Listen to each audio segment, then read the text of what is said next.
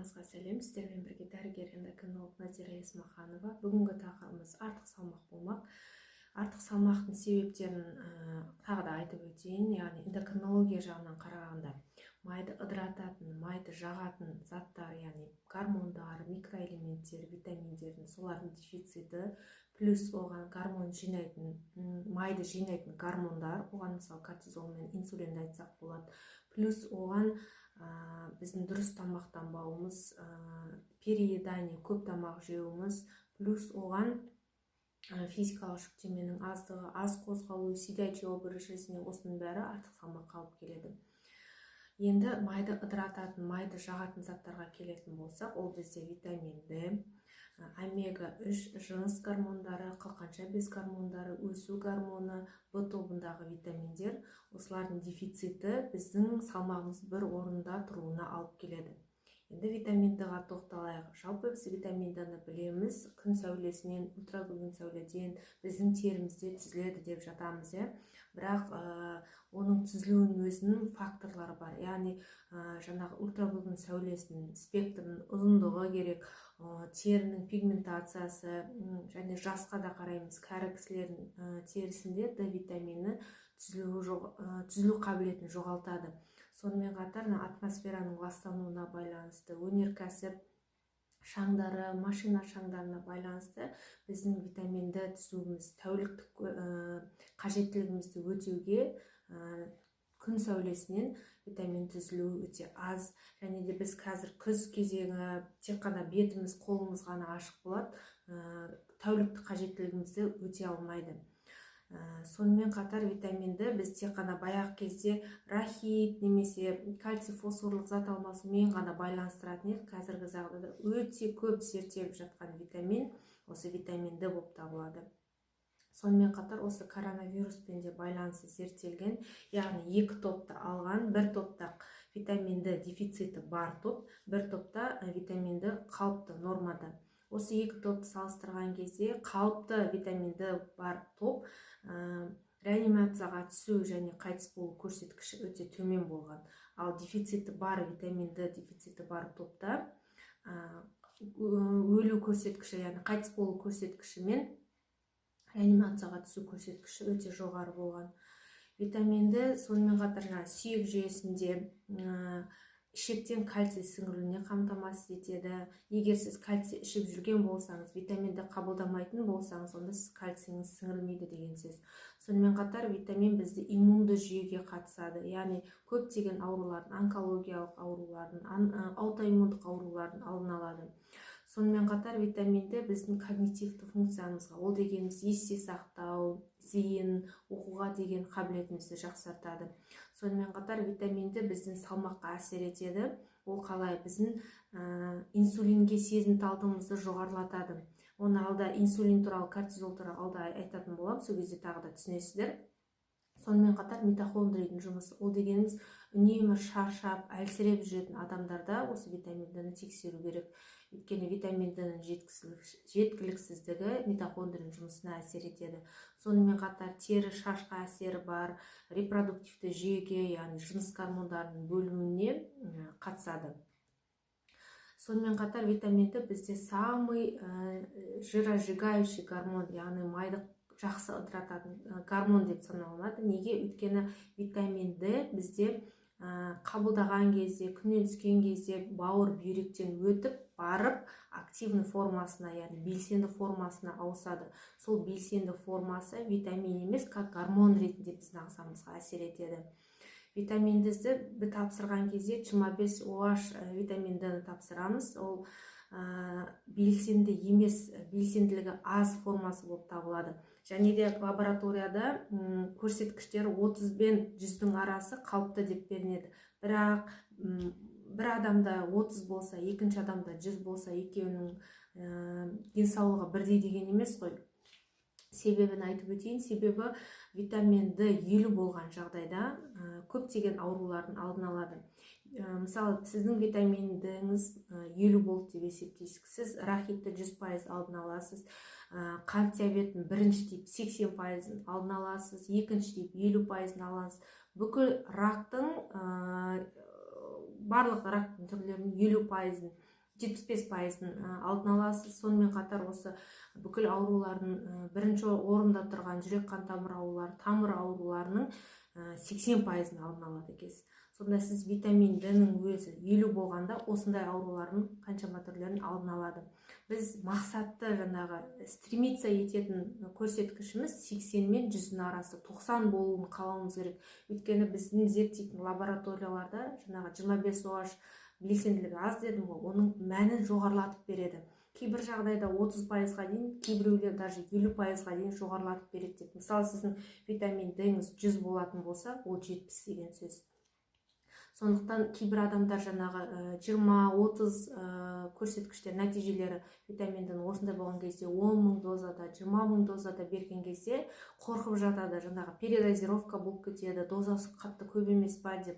Онда ешқандай қорқуды қажет жоқ. Өйткені витаминді басқа витаминдермен қарағанда 3-4 есе жиі жұмсалады. Күніге жиі 3-4 есе жұмсалып тұрады. Тағы да витаминді бізде мақсатты белгілі айтып кеттім. Мақсатымыз 90-ға жетуіміз керек. 90 болуын қалап, үлкен дозалардан қорықпауымыз керек. Өйткені біздің қабылдап жүрген витаминдіміз активный форма емес, неактивный формасы. Ол бізден бауырдан, бүйректен өтіп барып активный формасына ауысу керек. Тағы да бір айтып кететін элемент бұл омега-3. Омега-3 бізде незаменимый элемент. Бұл біздің организмде қатыспайтын несі жоқ, органы жоқ десек болады. Әр жасушаның мембранасында омега-3 болады. Ол әр жасушаның құрылысына қатысады. Қан тамырлар жүйесі, иммунды жүйеге. Мысалы, біз бірінші орында жүрек қан тамыр ауруларын айтамыз ғой. Осы омега-3-тің маңызы өте жоғары осы жақта. Өйткені бізде омега-3 99, почти 100% халықта жетіспеушілік бар. Өйткені омега-3 біздің организміміз оны түзбейді, оны түзіп шығармайды. Оны тек қана біз сырттан қабылдауымыз керек. Егер сіз ешқашан омега-3 ішпеген болсаңыз, онда сізде жетіспеушілік бар деген сөз. Омега туралы әлі де бөлек видео түсіретін болам. Яғни оның көптеген органдарға, тіндерге әсері барын айтатын болам. Біз омега-3-ті қалай таңдаймыз? Екі қышқылға мән беруіміз керек. Ол эйкозапентаен қышқылы және де докозагексаен қышқылы, және ЭПК, ДГК деп бөлінеміз.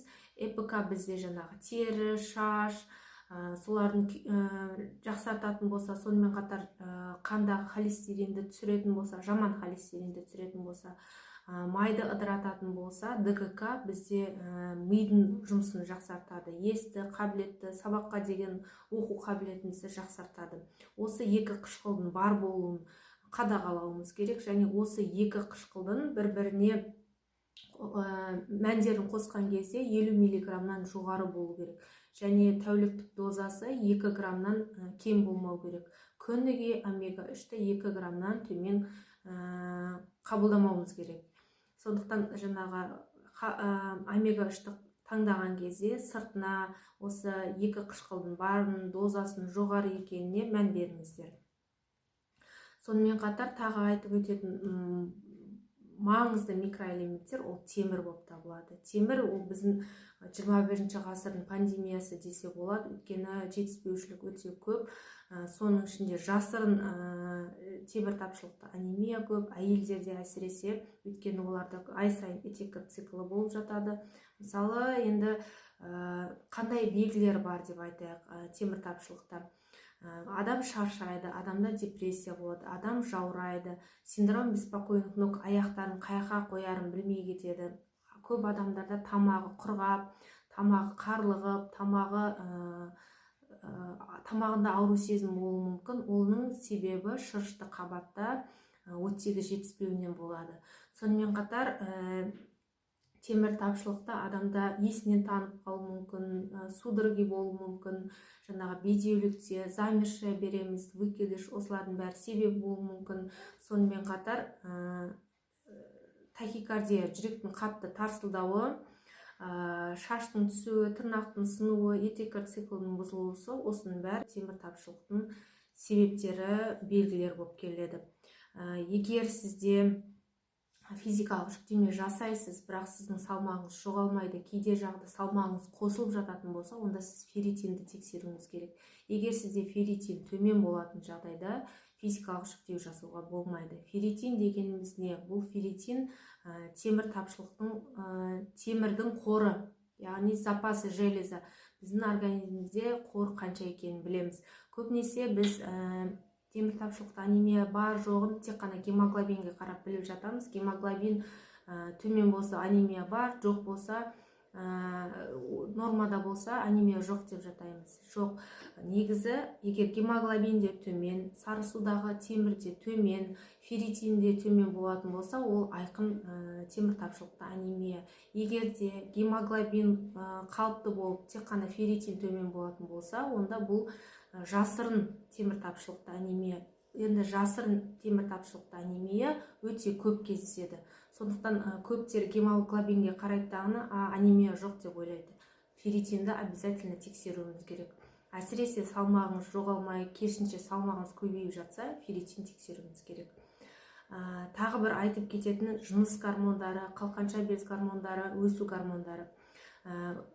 Жыныс гормондары, өсу гормондары жас ұлғайған сайын секрециясы, яғни бөлінуі төмендей береді.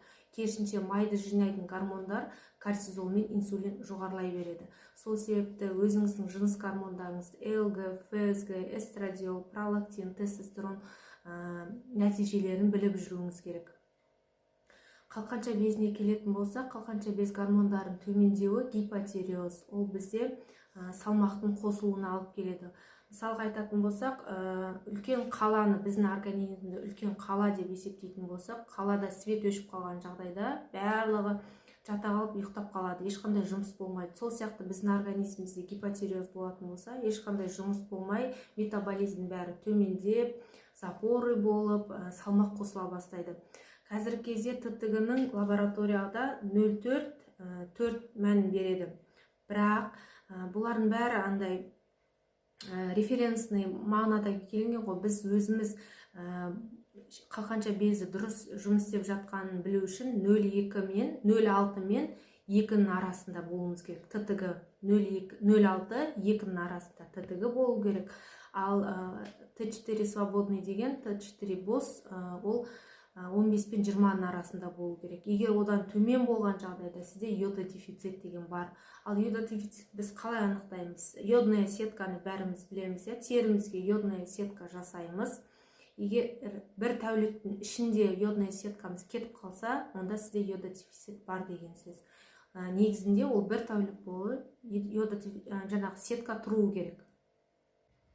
Тағы бір айтып кететін жағдай, ол окислительный стресс деген болады. Ол не дегеніміз? Яғни біздің күніге қабылдап жүрген тамағымыз, ішіп жүрген суларымыз бәрі біздің организмімізге не қышқылдандырады, немесе сілтілі ортаға қарай организмді бұрып отырады. PH баланс деген бар, яғни сілтілі орта 7-тен жоғары, қышқылды орта 7-тен төмен. 7 ол нейтральный орта болып табылады. Біздің қанымыздың pH-ы 7,35-7,47 арасында болады.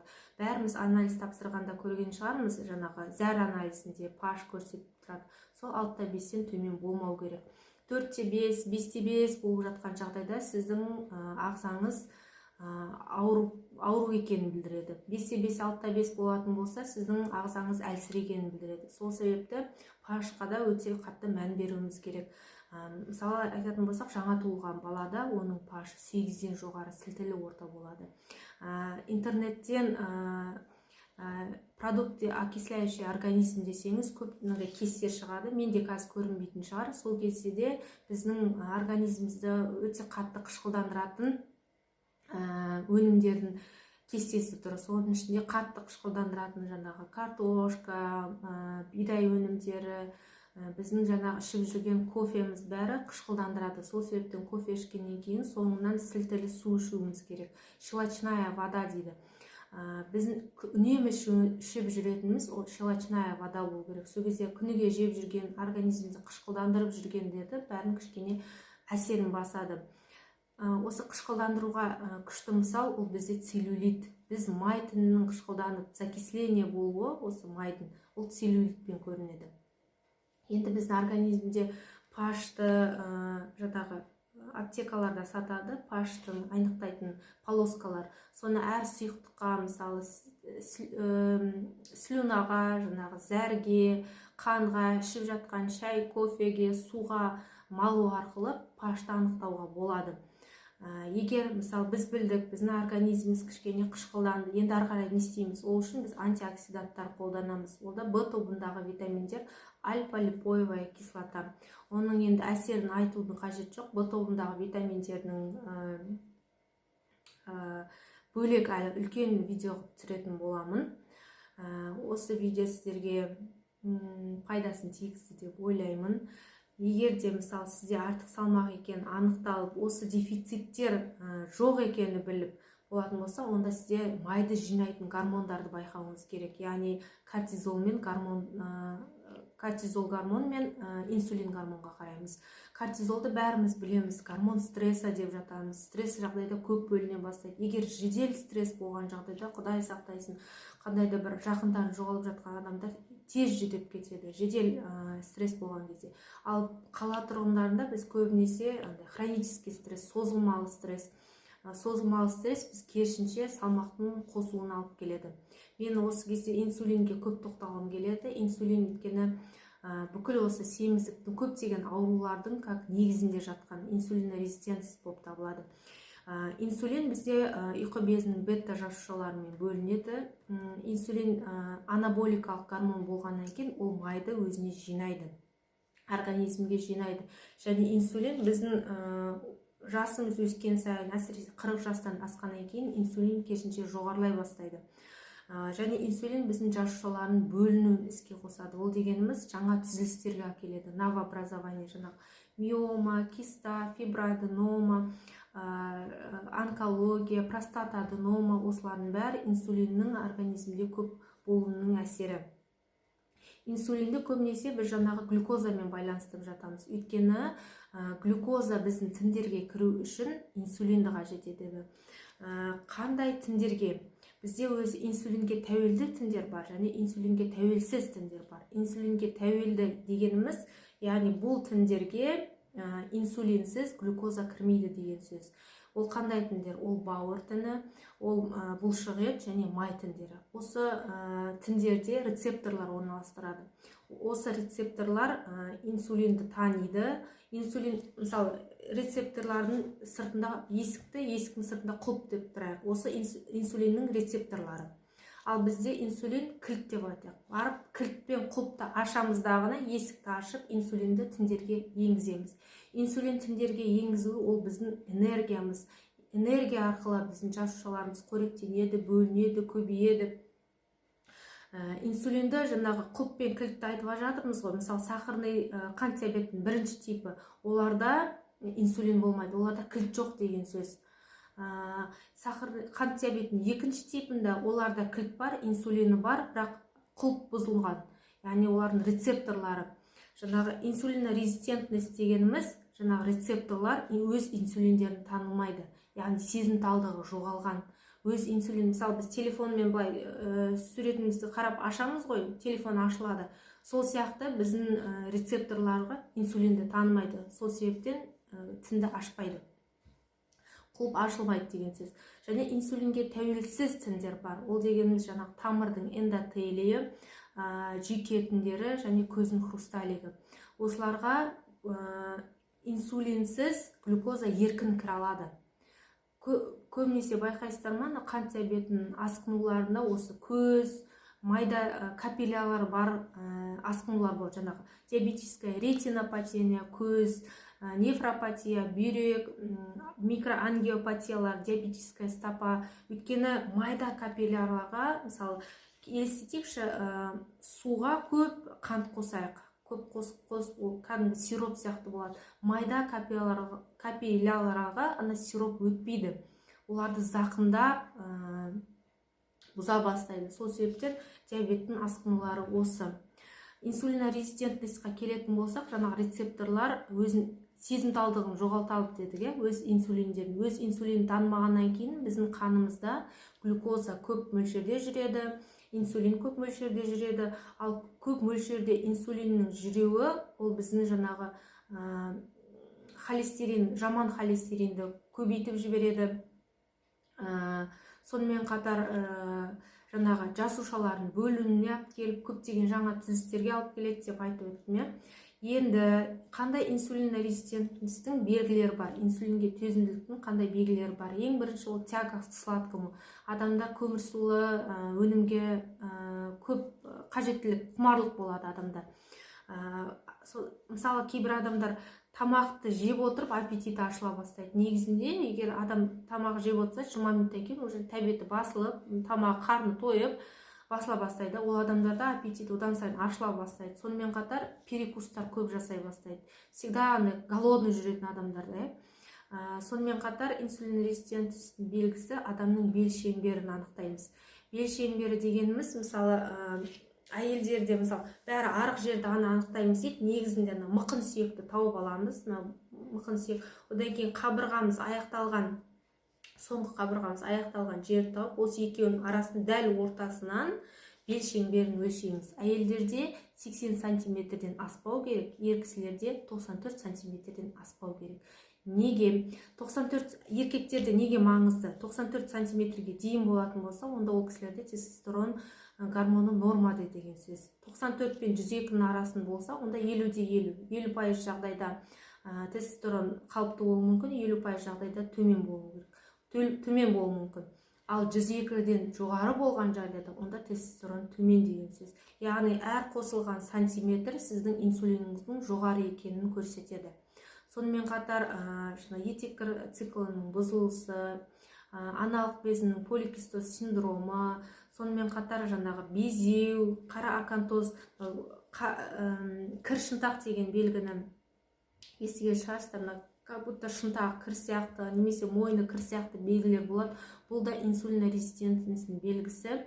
Себебі жоғарғы инсулин меланинді бөлінуін көбейтіп, меланин біздің терімізді қара түске бояп жібереді. Енді біз білдік, инсулин резистентность бізде бар, осы белгілер бізде бар. Негізі бір ғана маркер арқылы инсулин резистентностьтің бар жоғын анықтайтын қазіргі кезде ондай маркер жоқ. Біз анықтаймыз инсулинді, глюкозаларды, солардың соотношениясын қарап, белін өлшеп, жаңа шағымдарын жинау арқылы инсулин резистентность бар екенін анықтаймыз. Егер бар екенін сіз білдіңіз, енді ары қарай не істейміз? Ең бірінші біз оны диетамызға және физикалық жүктемемізге мән беруіміз керек. Неге? Өйткені физикалық жүктеме жасаған кезде, жаңағы инсулинге тәуелді тіндерді айттым, соның ішінде бұлшықетті айттым ғой. Физикалық жүктеме жасаған кезде бұлшықет, глюкоза бұлшықетке еркін кіре алады. Инсулинсіз ақ еркін кіре алады. Сол себептен біз физикалық жүктемені қант диабетімен ауыратын адамдарға көбінесе тағайындаймыз. Көп жүріңіздер, көп физикалық жүктеме жасаңыздар деп айтамын. Себебіміз, өйткені бұлшықетке глюкоза инсулинсіз ақ кіре алады. Ең бірінші таңғы асымыз, инсулин резистентность кезінде таңғы асымыз толық болу керек. Яғни ол ақуызды, майлы болу керек. Оған біз жаңағы омлет, жұмыртқа дейміз, сонымен қатар жаңа творог, сметаналардың майлылығы жоғары болу керек. Бізге андай тамағымызды, қарнымызды ашытпай тойып жүру үшін майлылығы жоғары майлы тамақтарды жеуге болады. Көбінесе жаңағы арықтау кезінде май десе бәрі қорқып, майлылығы аз, сүттінде майлылығын аз, сондайын қолданып жатады. Ол өте дұрыс емес. Біздің организмімізге май керек. Май арқылы біздің холестерин түзіледі. Холестериннен біздің жыныс гормондары, көптеген гормондар, оны қазір айтып үлгермеймін, көптеген гормондар осы холестериннен түзіледі. Әсіресе жыныс гормондары. Сондықтан майдан қорқып, майды жаңағы исключать етіп алып тастауға болмайды. Міне таңғы асыңыз сіздің ақуызды, майлы болу керек. Одан кейін перекустар жасамауымыз керек. Неге? Себебі инсулин бізде күнделікті былай бөлініп тұрады. Мысалы, базальный дейді. Күніге тамақ ішпесеңіз, мысалы, жайлап бөлініп тұрады. Тамақ ішкен кезде оның мөлшері жоғарылайды. Жеген көмірсуларымыз бәрін ыдыратып болып, 5 сағаттан кейін ол орнына қайтан келеді. А перекус жасаған кезде, мысалы, 2 сағат сайын дробное питание кезінде модный болды ғой, жаңағы 2 сағат сайын аз мөлшерде тамақ жеу. Сіз тамақ жейсіз, инсулиніңіз жоғары көтеріледі, түспей жат тағы тамақ жейсіз, қайттан көтеріледі, түспей жат тағы тамақ жейсіз. инсулиніңіз, сонда сіз үнемі жоғары инсулинде жүреді деген сөз. Сондықтан 3 мезгіл, кейде 2 мезгіл толық тамақтануыңыз керек, перекустарды алып тастауыңыз керек. Сонымен қатар жаңағы көмірсулар, жай көмірсулар дейміз ғой, соларды алып тастауымыз керек. Оларға жаңағы қант жатады, картошка жатады, банан, сладости, виноград, жүзімдер, финики, жаңағы тәтті тағамдар, тәтті напитки, сусындар, соларды біздің рационнан алып тастауымыз керек. Неге? Өйткені олар организмге енген, тамағымыз аузымызға салған кезде инсулин көптеп бөліне бастайды. Егер де көмірсулар керек болатын болса, күрделі көмірсуларды күннің бірінші жартысына жеген дұрыс. Өйткені егер сіз кешкісін жейтін болсаңыз, сол жеген күрделі көмірсуларыңыз, жаңағы картошка, макароны, солардың бәрі, егер сіз жаңағы физикалық күштеме жасап, немесе жаңағы 5000 шақ жүріп сөйтпесеңіз, оның бәрі майға айналады.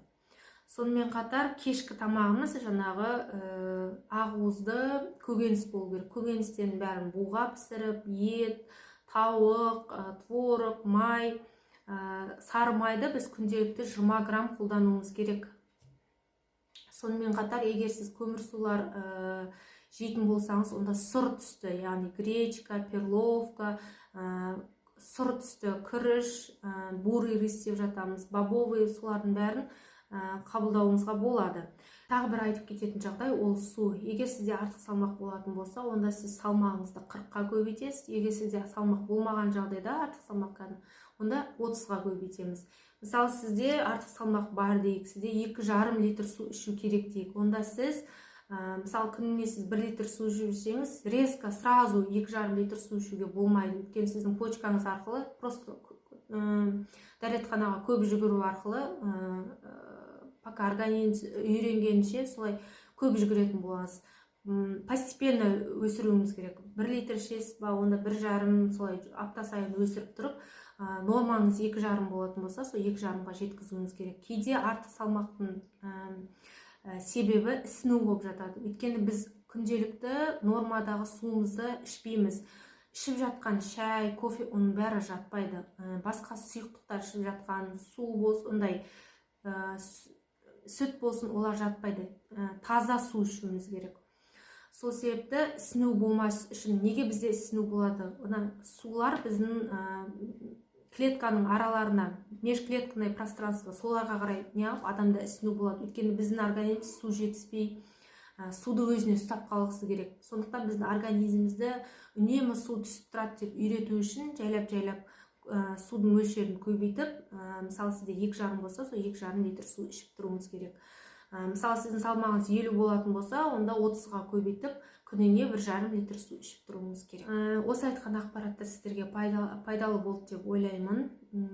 Маған подписация етіп, комментарий жазып кетуді ұмытпаңыздар. Әлі де көптеген жақсы ақпараттармен бөлісетін боламын. Сау болыңыздар.